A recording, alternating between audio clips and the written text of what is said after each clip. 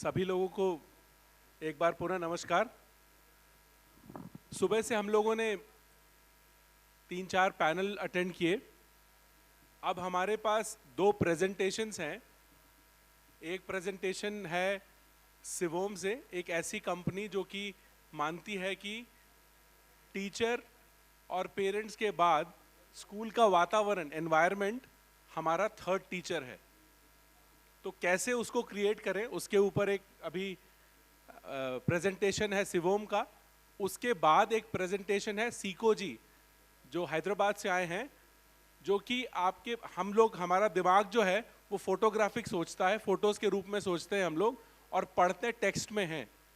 तो एक ऐसी कंपनी जिन्होंने बहुत 6वीं से 12वीं तक के सारे सिलेबस, सारे सब्जेक्ट के सारे टॉपिक्स को माइंड मैप्स में बदला है, और वो सारे माइंड मैप्स फ्रीली अवेलेबल हैं ऐप पे आपके बच्चों के लिए। तो वो लोग चाहते हैं कि जितने छत्तीसगढ़ के स्कूल हैं वो जाने कि कैसे अपने बच्चों को और तेजी से टेक्नोलॉजी के माध्यम से पढ़ा सकते हैं। तो इन दोनों पैनल्स को आप लोग सुनिए, समझिए कि कैसे हम लोग और अपने स्कूल में वैल्यू ऐड कर सकते हैं। तो अभी इस पैनल के लिए अगले उसके लिए, जो कि सिवोम, जो कि हिंदुस्तान की एक बड़ी अनोखी कंपनी है, जो कि लाइब्रेरी और क्लासरूम्स को डिज़ाइन और रीडिज़ाइन करने में जिनकी महारत है। और इस कंपनी ने अभी शायद 5-6-7 साल पहले IIM अहमदाबाद की लाइब्रेरी को रीडिज़ाइन करके लाइब्रेरी को इतना सुंदर बनाया है कि वहाँ बच्चों को रह करके पढ़ने का मन करता है। उस कंपनी के director and founder Yogendra Patidar ji हमारे बीच में हैं। मैं रिक्वेस्ट करूंगा योगेंद्र जी से कि वो स्टेज पर आएं। अच्छा, योगेंद्र जी बस 2 मिनट में आ ही रहे हैं।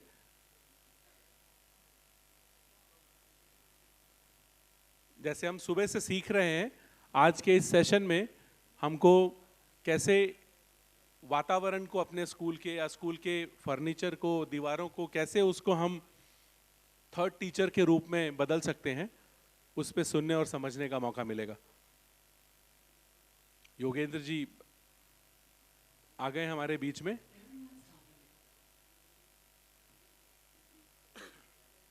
मैं स्वागत करूंगा योगेंद्र पाटीदार जी का।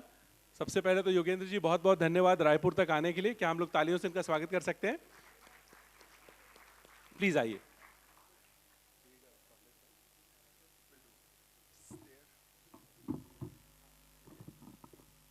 Check 1 2.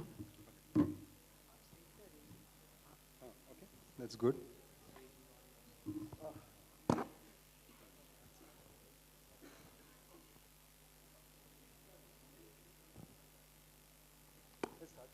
Hello everyone. Is sound better? 40 minutes. Is that okay? Okay. I know it's everyone is being tired, but let's see. So I'm Yogendra. I'll go with my introduction. Before this, the subject today is designing innovative learning spaces the future way. Okay.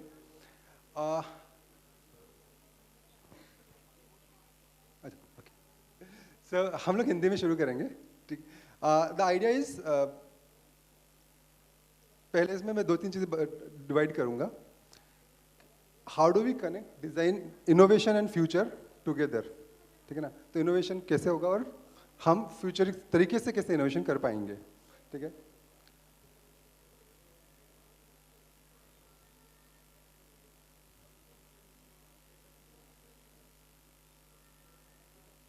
और इससे पहले हम शुरू करें, यहाँ पे teachers कितने हैं? ओके, स्कूल ओनर्स, ओके, और कोई लोग हैं जो अभी तक इसमें टीचर्स और एजुकेशन ओनर, स्कूल ओनर्स के अलावा हैं? दोनों हैं। उसके अलावा कोई और फ्रॉम इंडस्ट्रीज?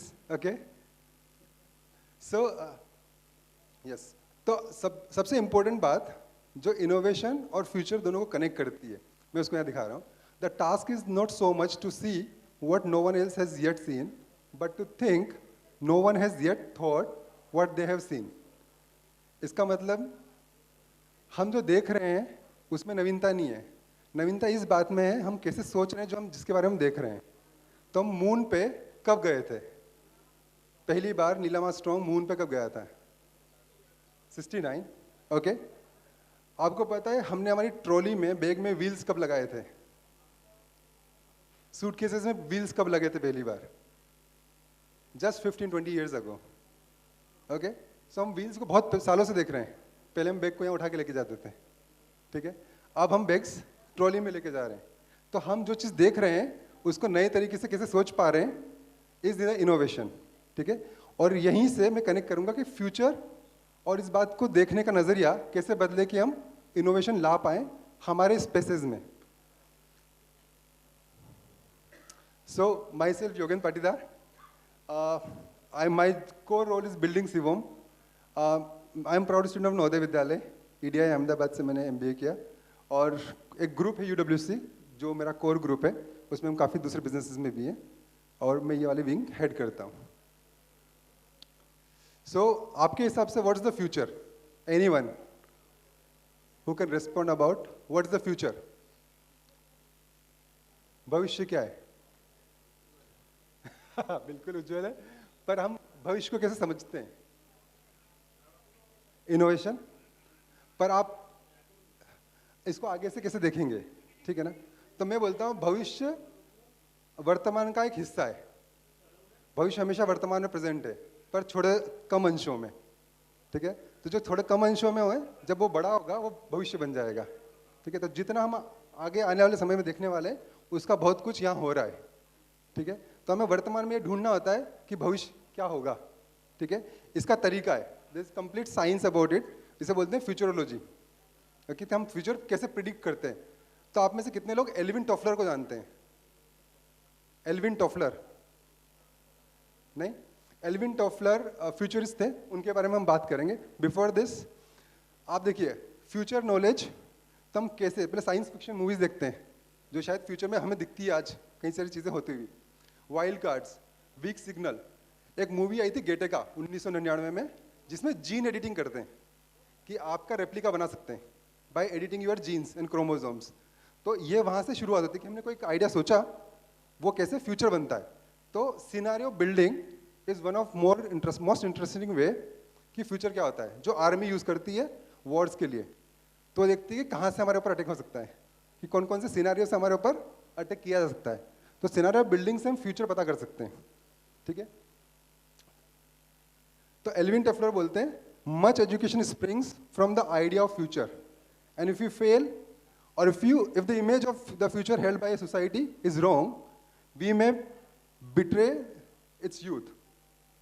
इसका मतलब ये होगा कि अगर हमको फ्यूचर सही नहीं पता है तो एजुकेशन सही नहीं आएगी, और एजुकेशन सही नहीं आई तो शायद हो सकता है हमारे यूथ को हम बिट्रे कर दें।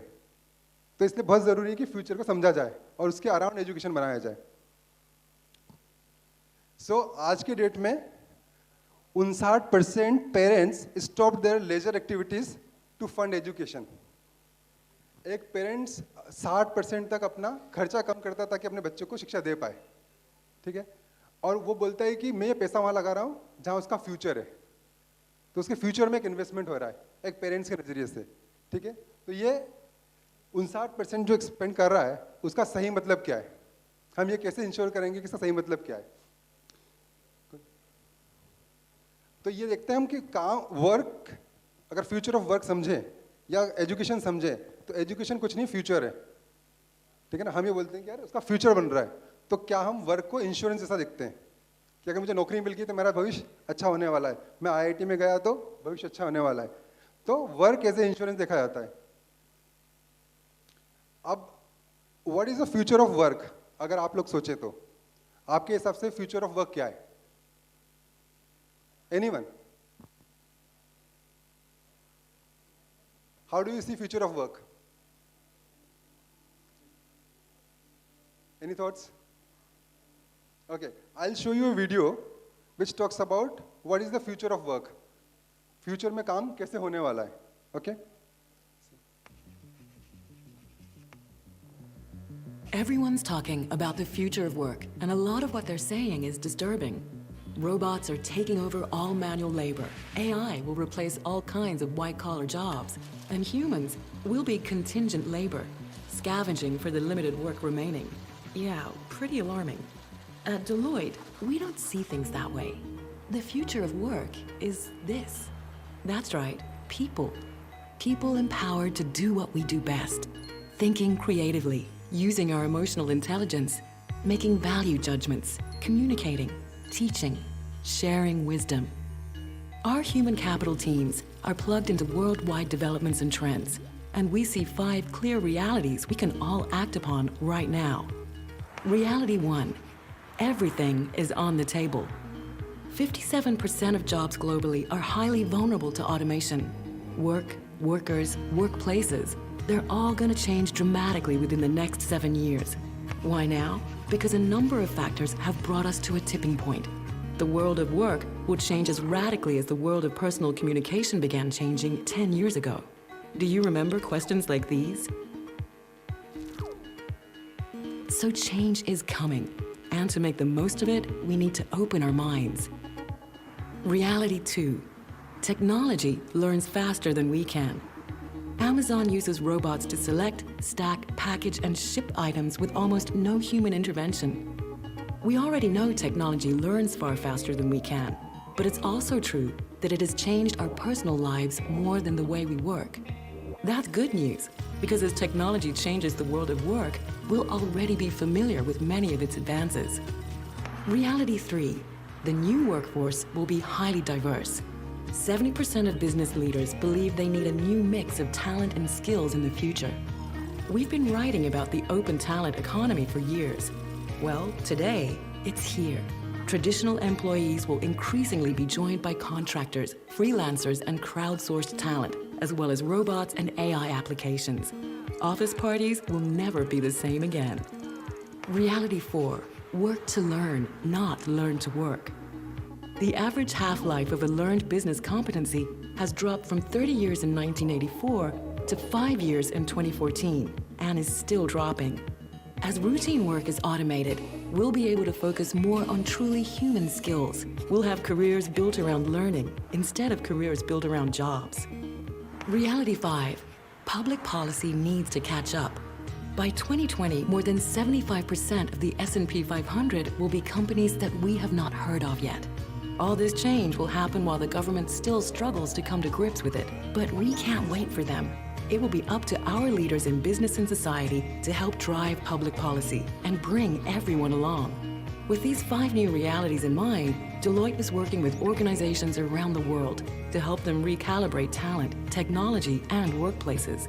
So while everything will change, we have the framework that can help you understand how to make it work best for you. Above all, we know what the future of work is really all about. Us. So let's get to work. So this is what future of work looks like.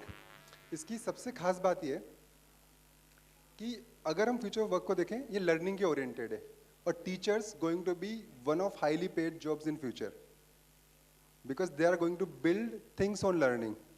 That's what they're going to change around.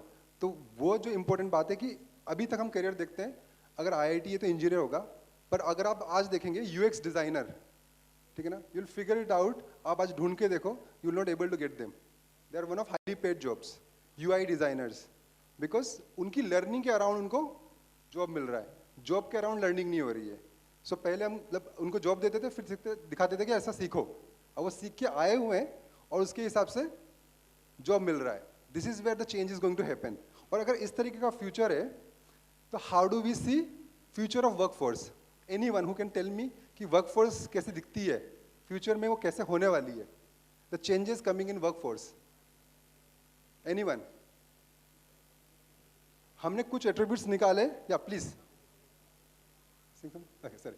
तो हमने कुछ features निकाले कि future of workforce कैसी हो सकती है. So, then we'll come back again. No, पीछे, yes. आगे, no.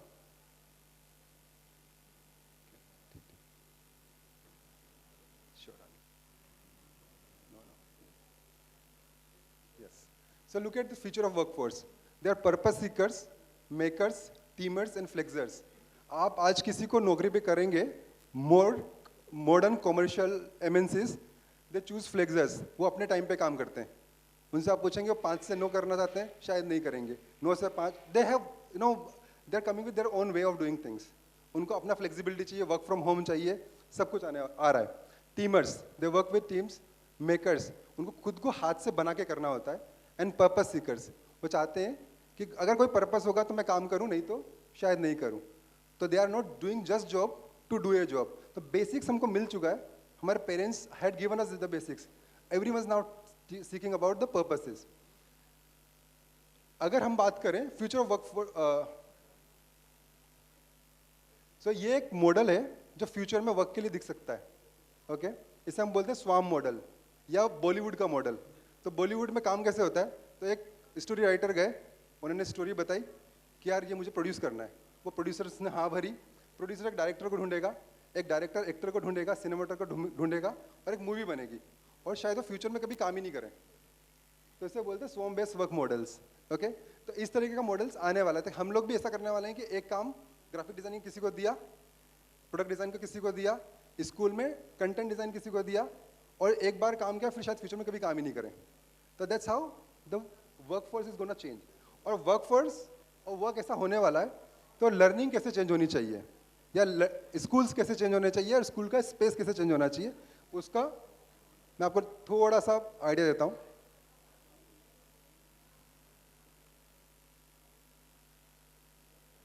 और आपके हिसाब से factor which affects design of learning, as a teacher, as a school owners, मैं आपसे पूछना चाहूंगा कि आपके हिसाब से क्या फैक्टर्स है जो स्कूल या डिजाइन ऑफ लर्निंग में फैक्टर्स हैं? Anyone? Factors affecting learning? Teachers? Okay, teachers, students, curriculum, space and environment, ये 4 चीजें जो बदलना जरूरी है लर्निंग को बदलने के लिए। ओके, इसका सिंपल सा आइडिया कि लर्निंग होती कैसे, उसके हिसाब से ये सब चीजें चेंज हो सकती हैं। तो आपके हिसाब से लर्निंग कैसे होती है, हम सीखते कैसे हैं? हाँ बताइए एक तरीका। हाँ, देख के सीख सकते हैं, हाँ सुन के सीख सकते हैं, करके सीख सकते हैं, ठीक है ना। तो यही चीज हम, यस, बाय ऑब्जर्वेशन ऑल्सो, तो यही चीजें हमको हमारे लर्निंग स्पेस में कैसे लाएं, हमारे टीचर ओरिएंटेशन में कैसे लाएं, हमारे स्टूडेंट ओरिएंटेशन में कैसे लेके आएं। ओके, तो हम सुन के सीख सकते हैं, पढ़ के सीख सकते हैं, देख के सीख सकते हैं, बात करके सीख सकते हैं, करके सीख सकते हैं। अभी अगर इसी को मैं देखूं गुरुकुल मॉडल से अगर मैं कनेक्ट करूं, तो डेविड थॉर्नबर्ग ने एक थ्योरी दी थी जिसको हम बोलते हैं pre module way of learning. Okay, अब सोचो पुराने जमाने में हम गुफाओं में जाते थे, ठीक है ना, वहाँ चिंतन मनन होता था, तो हम रिफ्लेक्शन से लर्निंग कर रहे थे, ठीक है। गाँव में कुआं होता था, शाम को हम लोग वहाँ भेंट करते थे, नदी के पास जाके पानी के साथ में बातें होती थी, तो वहाँ पर आप शेयरिंग कर रहे थे आइडियाज़ की, वहाँ से लर्न कर रहे थे, ठीक है मैडम।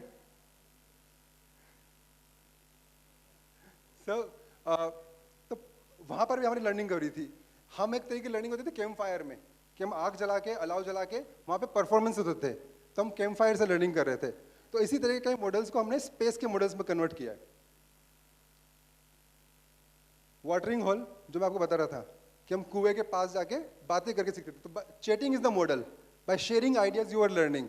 कैंप फायर जहाँ पर आप अलाव जला के प्रेजेंटेशन परफॉर्मेंस सीख रहे थे। लाइव स्पेसेस जहाँ आप खुद करके सीख रहे थे। केव स्पेसेस जहाँ रिफ्लेक्शन से सीख रहे थे, या जहाँ पढ़ाई करके लिख के सीखते हैं।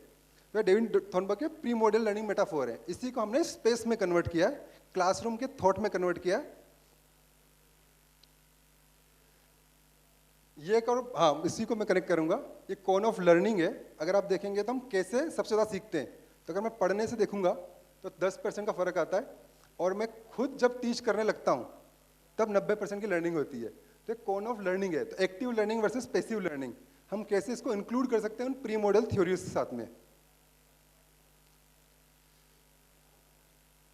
अब इससे पहले अगर आपको जानना है कि लर्नर क्या है, जो स्टूडेंट था आपका वो कैसा है, ठीक है ना, जैसे सर ने बोला विजुअल से हम सीखते हैं या ऑडिटरी सीखते हैं, करके सीखते हैं। आप इसको स्कैन करके खुद के बारे में पता कर सकते हैं कि आप कैसे लर्नर हैं। इसमें एक टेस्ट है which you can opt and take it out and learn about it. Very interesting thought. Okay, इसे हम बोलते हैं वार्क टेस्ट. ओके, सो मैंने एक वार्क लिया था अभी, जो मेरी टीम है हम सबका, कि हम किस तरीके के लर्नर हैं. तो विजुअल 12, ओरल मतलब auditory 6, read write 5, kinesthetic 10. Aman was visual 1, oral 13, read write 0, kinesthetic 8. So you know this is the model. हम कैसे सीख सकते हैं, हम अपना हमारा जो थॉट है या हम सीखने का जो स्टाइल है हम उसको प्रेडिक्ट कर सकते हैं बाय दिस. ओके, और अगर हमको ये पता चल गया कि बच्चा कैसे सीखता है, देन आप उसका कंटेंट उसको ऐसा डिलीवर कर सकते हैं. हाँ, श्योर.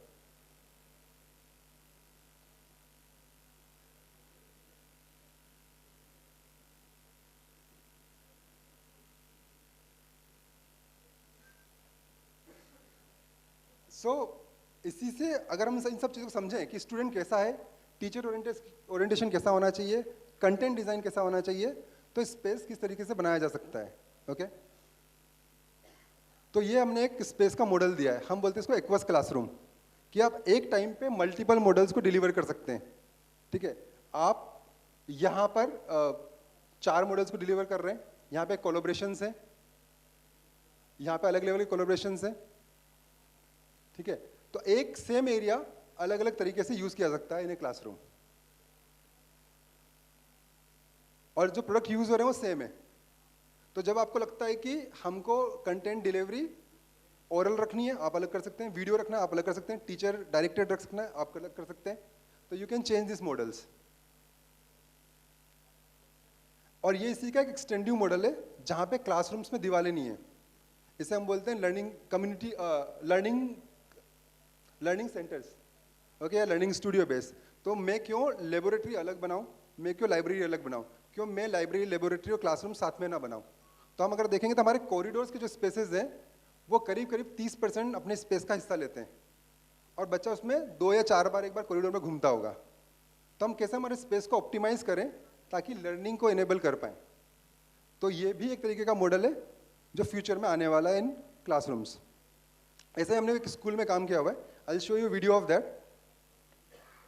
वहां पर क्लासेस कैसी होती हैं जिसमें वॉललेस मॉडल है. तो यहाँ पे भी एक सेशन चल रहा है. ये लोग अपने साथ में कुछ कर पा रहे हैं, सेल्फ डायरेक्टेड लर्निंग है. वहाँ एक सेशन और है, and then they can change the whole model as per the need.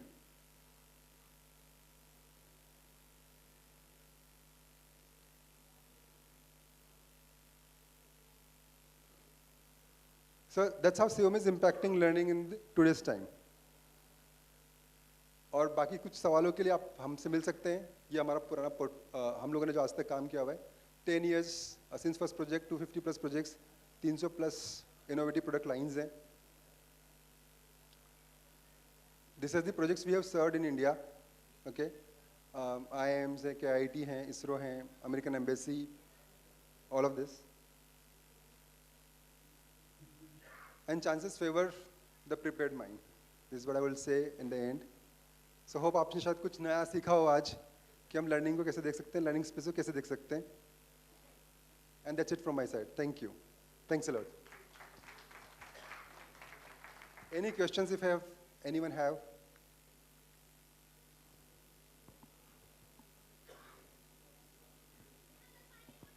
Nothing? All good. Thank you guys. very Thank much. you. Thank you.